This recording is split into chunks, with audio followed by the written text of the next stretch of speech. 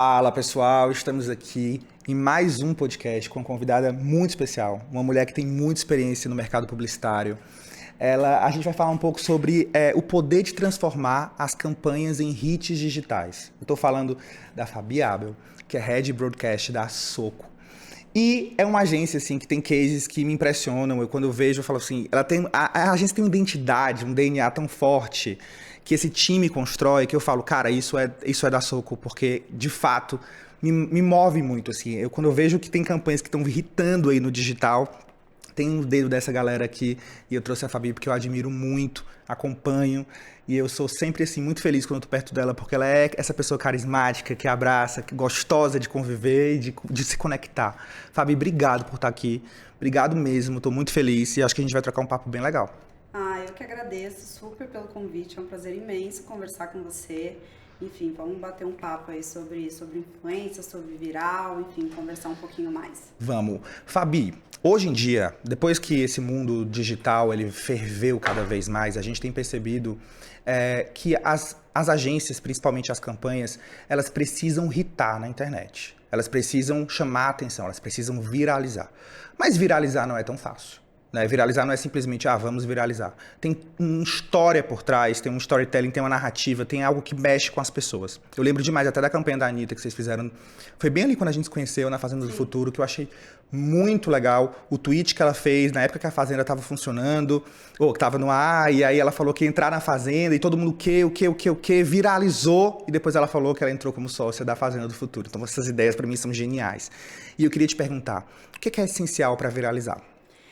O essencial para viralizar, na verdade, é essa busca pela conexão ali com o contexto cultural, né? Na Soco, especificamente, a gente busca muito essa conexão cultural. Então, assim, o que de verdade está acontecendo naquele momento, né? Porque o viralizar não é só forçar uma história, não é só criar uma história, ela precisa ter uma conexão com o que de fato está acontecendo. Então, por exemplo, quando você pega ali a história da Anitta com Fazenda Futuro, parece que era um timing ali, tipo, nossa, né?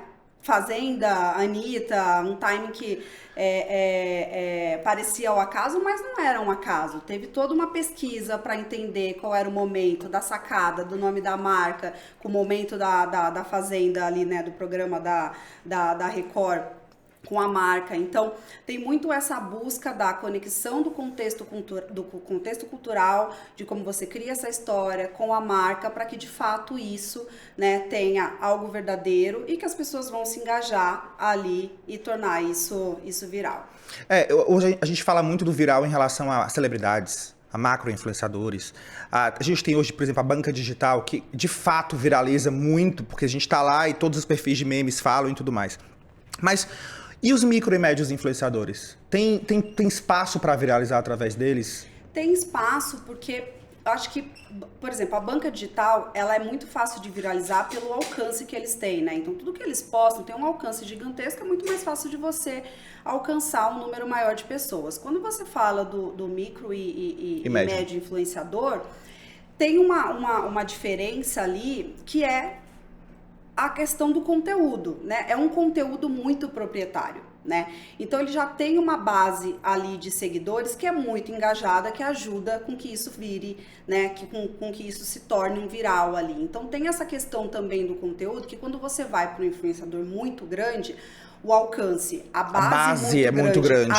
Ajuda. Mas quando você vai para um micro e para um médio influenciador, o conteúdo proprietário ajuda e a base que é muito engajada, né? Eu vejo muito as pessoas usando os micro e médios para amplificar. Né? Você fala, cara, eu vou usar essa celebridade, mas eu vou usar as audiências mais diversificadas, mais nichadas que os micro e médios têm para poder conseguir construir e fazer esse viral acontecer de uma forma maior, né? Isso Sim. É uma coisa que eu vejo que tem muita aderência quando as pessoas fazem dessa forma.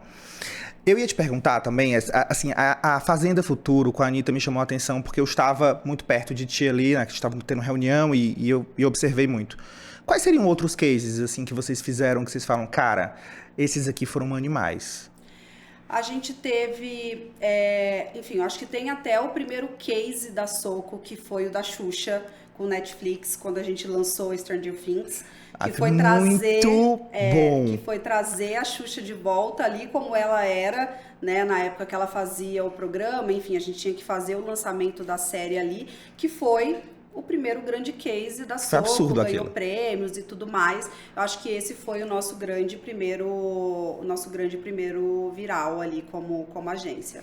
Mas assim, falando agora de conexões, por exemplo, hoje cada marca ela tem um objetivo muito forte de se conectar com o público. E a gente está falando de diversidade.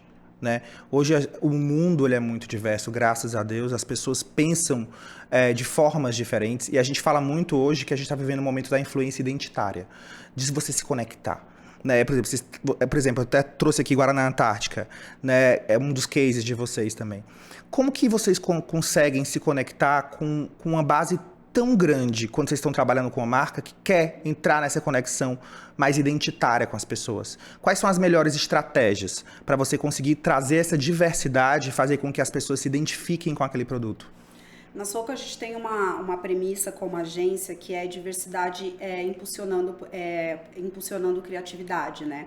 Então até o próprio modelo de trabalho da Soco, que é um modelo de trabalho flexível, ele permite que a gente tenha gente trabalhando pelo Brasil inteiro e até fora do Brasil. A gente estava falando disso, né? Exatamente. Então assim, quando você tem gente trabalhando no Norte, no Nordeste, no Sul, no Sudeste, naturalmente é mais fácil você atingir essa diversidade. E é mais fácil você ter time trabalhando ali, trazendo essa diversidade para tudo que você está criando. Ou seja, a diversidade tem que nascer do time.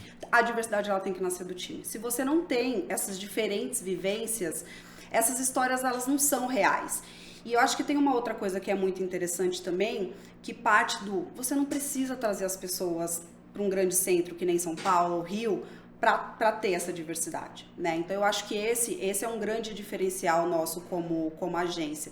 Então quando você pega até, por exemplo, essa campanha de Guaraná, né, ali de Farofadas de Natal, ou até uma outra campanha que a gente teve que fez parte da campanha de 100 anos de Guaraná, que foi Sabores, que foi, né, a gente teve uma plataforma que a gente convidou os consumidores de Guaraná a colaborar com a marca, fazer parte dessa criação dos 100 anos da marca, e eles trouxeram sugestões de sabores, né, de novos sabores para a marca. Então, os consumidores trouxeram isso, mas tinha todo um time ali de Guaraná, espalhado pelo Brasil, que ajudou a dar uma identidade ali muito real. Dar o sotaque de cada região.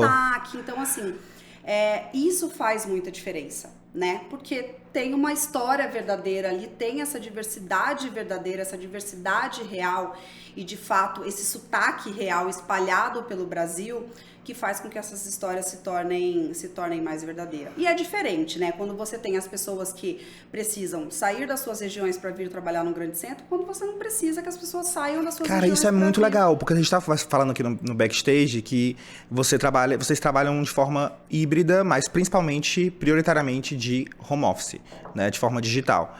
E o que está acontecendo, que eu estou vendo no movimento, é que as pessoas estão voltando ao presencial. As agências estão voltando ao presencial. E vocês, pelo que eu entendi, estão se dando muito bem assim, querem manter assim. E aí, trazendo esse insight que você falou, cara, as pessoas trabalham de qualquer lugar do Brasil, a gente consegue recrutar um time muito mais diverso, porque não precisa presencialmente mudar e vir para cá. Né? Então, quando você realmente tem que contratar presencial, você limita aquela contratação. Então, esse talvez seja um dos segredos de você conseguir manter uma diversidade territorial também, de sotaque, para conseguir trazer esse tom para as campanhas. Né? Uma coisa que eu ia te perguntar era sobre o timing. Porque eu acho assim, que para fazer uma campanha viral rodar de uma forma muito boa, é muito importante que o timing seja muito bem ajustado. Como que funciona, por exemplo, hoje na Soco? Eu sei que existem muitas agências tradicionais, tem todo aquele trabalhinho da criação, o atendimento, né? Como que é na Soco? Vocês também trabalham nesse formato mais tradicional de estrutura ou vocês construíram uma de vocês? A Soco ela tem um formato de trabalho muito diferenciado do mercado tradicional de publicidade, né? Tanto até a própria área que eu lidero, que é a área de broadcasting, que geralmente nas agências tradicionais, a área de PR e influência, ela entra muito numa etapa final ali de criação e planejamento só como amplificação. Então, a área de criação, né? planejamento, criação, constrói todas as ideias e PR entra no final ali para entender como amplifica aquilo, quais são os influenciadores que vão contar aquela história. Na Soco a gente tem um formato diferente de trabalho que é a área de broadcasting, a área de PR e influência, ela está integrada desde o início. Então, a área de planejamento, criação e influência, PR e influência, ela trabalha desde o início. É um tripé. Ela trabalha, são 3 áreas que trabalham integradas desde o início. Não um tripé, um tripé porque a gente tem também a área de produção que está muito ali junto, porque também se a gente não tiver área de produção, né, com o olhar de como a gente tangibiliza essas histórias também no final do dia não faz sentido, mas a gente tem esse formato de trabalho integrado que faz com que as nossas histórias de fato tenha esse potencial de earned media ali quando ela vai pra rua, né? Então, muito mais do que chegar aqui pro time de PR uma história que a gente vai ter que entender como a gente vai amplificar aquilo ou fazer aquilo, né? Conseguir um espaço na imprensa ou entender quem são os influenciadores que vai contar aquilo, ela já é uma história que ela nasce com esse potencial. Ela já nasce com esse DNA mesmo. Com esse DNA. Ela já nasce com esse DNA. E vocês acham que, por exemplo, uma marca quando vai buscar vocês, elas esperam o quê? Elas esperam exatamente isso, que ela já nasça com esse olhar de earned, com esse olhar de, né, ela já nasça uma ideia com esse potencial de reverberação. A gente estava falando, né, de campanhas virais, a gente falou da campanha da Anitta, e uma coisa que eu acho que é fundamental é o timing. O timing para você conseguir construir uma campanha que ela vai irritar, que ela vai viralizar, que ela vai sair em todos os veículos, que ela vai criar esse burburinho orgânico, eu acho que ele é muito fundamental, né, Fabi? Sim, sim. Ele traz, assim, eu acho que é a pitada mais certa, assim, porque quando você perde o timing, você perde tudo. Sim. Você não consegue mais construir essa relação. Como que vocês conseguem, por exemplo, hoje, estar tão ligados nas trends, no timing, nas pessoas, em quem viralizou, de que forma isso vai chegar? Existe um núcleo que pensa só sobre isso? É o núcleo de vocês, no caso? A gente tem... O nosso time tá sempre olhando para isso, mas a gente tem um time também, né, de data science que tá olhando sempre para essas tendências. Então, né, a Soco, ela é uma agência de earned media que, por meio de dados, ela busca essas histórias. Então, quais são esses contextos culturais que vai nos ajudar a trazer essas histórias, né, que tem esse potencial de reverberação. Então, até quando você pega, por exemplo, a campanha de Anitta, todo mundo olha para a campanha de Anitta como se ela fosse apenas um tweet. Mas, assim, a campanha de Anitta saiu em todos os veículos. Todos? Todos os veículos. Só que ela tem toda uma linha de construção ali que ela foi pensada. Então, assim, ela estava em todos os veículos com uma foto muito bonita da Anitta. Então, a gente fez um shooting da Anitta para ela ter toda uma identidade de marca. A gente teve toda uma negociação de imprensa antes, né, para que ela tivesse, né, para que ela falasse sobre a sociedade dela ali com os principais veículos. De economia e negócios. E ela fez um tweet, né, dando ali fui convidada para entrar na Fazenda e aceitei. Então, todos os veículos começaram a especular o que era aquilo. No dia seguinte... Que aí outros veículos começam a também postar e vem o orgânico que vira esse efeito de manada, né? Exatamente. Então, todo mundo começou a especular uma história, ninguém sabia o que era aquilo.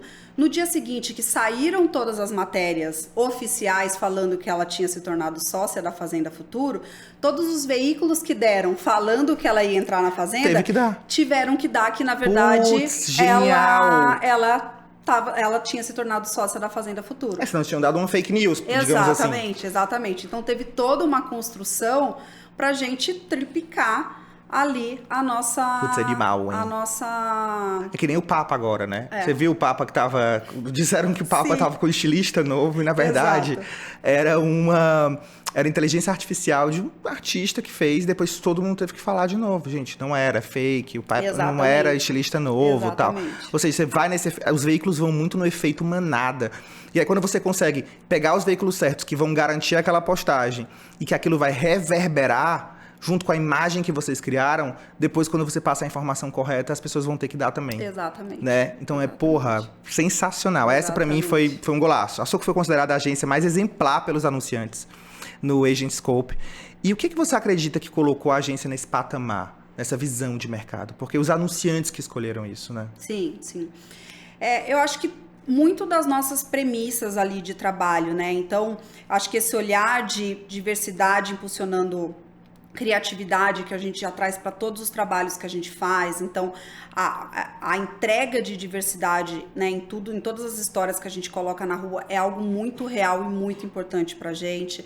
O formato de trabalho que a gente tem, até quando a gente fala, né, até quando a gente fala para o mercado e, obviamente, dentro de casa também, que a gente fala sobre combater as práticas tóxicas, né, porque o mercado de comunicação, a gente sabe, né, horas extensas de trabalho, uma relação às vezes tóxica. O que são as práticas tóxicas? As práticas tóxicas são, sabe, normalizar a pizza de madrugada, a relação tóxica com o cliente, né, marca, agência, uma relação às vezes que é abusiva, às vezes também a agência evita ter conversas mais difíceis com o cliente porque às vezes não quer perder aquele cliente. Então, na Soco, isso pra gente são premissas que a gente não abre mão. Se a gente precisar ter uma São conversa... valores inegociáveis. São valores inegociáveis. Então, se às vezes a gente precisar ter uma conversa difícil com o cliente porque o escopo que a gente está trabalhando tá além do que de fato a gente está negociado... Acordado. A gente vai ter essa conversa. Se o time tá cansado porque estamos trabalhando, o briefing entrou sem prazo, a gente vai ter essa conversa. Se o time não tá confortável com alguma coisa porque teve uma reunião com algum cliente, agiu de uma forma inadequada, a gente vai ter essa conversa. Então, para além da nossa entrega criativa, isso é algo que faz muita diferença também nessas relações que a gente construiu, sabe? Então, tem, obviamente, todo um trabalho de qualidade que a gente coloca na rua, né? Toda essa nossa entrega criativa que a gente coloca na rua, todos esses cases, né, que viralizam que a gente coloca na rua, mas tem muito também dessa relação... Dos valores inegociáveis. E desses valores que inegociáveis. Não deixa de ser cultural, né? Não deixa de ser cultural. É uma cultura que vocês construíram e que, consequentemente, vocês também querem culturalizar, talvez, o cliente, né? Para que eles também bebam dessa cultura e entendam que vocês tem coisas que vocês não vão abrir mão. Então, hoje eu estava até vendo, eu vi uma propaganda esses dias que eu achei bem interessante. Era uma pessoa sentada com vários diretores. E normalmente você vê essa cena, a pessoa está fazendo entrevista de emprego. Só que nessa propaganda a pessoa fazia perguntas para a empresa, do tipo, e por que eu vou trabalhar aqui? Na real, era o contrário. Era o colaborador fazendo perguntas para os diretores para saber se o colaborador quer estar naquele lugar. Sim. Então, o que eu acredito também é que, culturalmente, muita coisa tem mudado nesse movimento de ser um colaborador para a marca, né, para a empresa que você trabalha. Então, as empresas cada vez mais têm buscado uma cultura e um DNA onde elas estão realmente encontrando um formato e falam, cara, essa é a minha cultura. E a cultura atrai e repele. Né? Quantas vezes talentos foram perdidos porque tiveram práticas tóxicas? E aí você perde um talento, às vezes é muito pior do que perder um cliente. Né? Porque você tem uma pessoa ali que está fomentando e fazendo aquilo acontecer. Vamos falar um pouco de regionalismo, que é o que eu amo falar. Assim, hoje a gente tem influência com sotaque, né? Inclusive a nossa empresa se chama Sotaque porque a gente acredita muito nesse movimento, né? O Brasil todo é cheio de sotaque, o meu é diferente do seu. Você é de Mato Grosso, eu sou do Ceará. Como que hoje vocês conseguem identificar essa... Você já falou um pouco sobre essa questão de ter colaboradores de diversidade, de vários lugares e tudo, mas como que vocês identificam quais regiões ou regionais aquela marca precisa chegar? E se ela está, de fato, chegando em todo o Brasil? Isso vem muito do pedido da marca, né? Porque, enfim, acho que no final do dia a gente ainda acaba respondendo muito ao briefing da marca, né? Porque a marca ainda tem ali o target que ela precisa falar. Obviamente, a gente, no caso específico da Soco, a gente ainda acaba fazendo muitas provocações e às vezes mesmo que a marca não peça isso, a gente acaba fazendo provocações e trazendo, né, esse olhar para a nossa entrega ali de influência dentro das nossas estratégias e do nosso mapeamento. Mas eu acho que ainda falta avançar muito. Eu acho que as marcas elas ainda não olham para isso com tanta prioridade. Infelizmente, as marcas não olham para isso ainda com tanta prioridade. E até mesmo as campanhas que são, né? Às vezes uma marca chega com um briefing. É um briefing nacional. É um briefing nacional, mas a gente sabe que às vezes o nacional é um nacional Sudeste. Sim. E muitas vezes a gente leva um nacional. Tá bom, se é um nacional, vamos fazer um nacional, vamos abrir para um nacional que não seja o nacional Sudeste. É porque, tradicionalmente, fazer nacional parece que é aquela coisa. Eu vou escolher nomes que falam pro Brasil todo.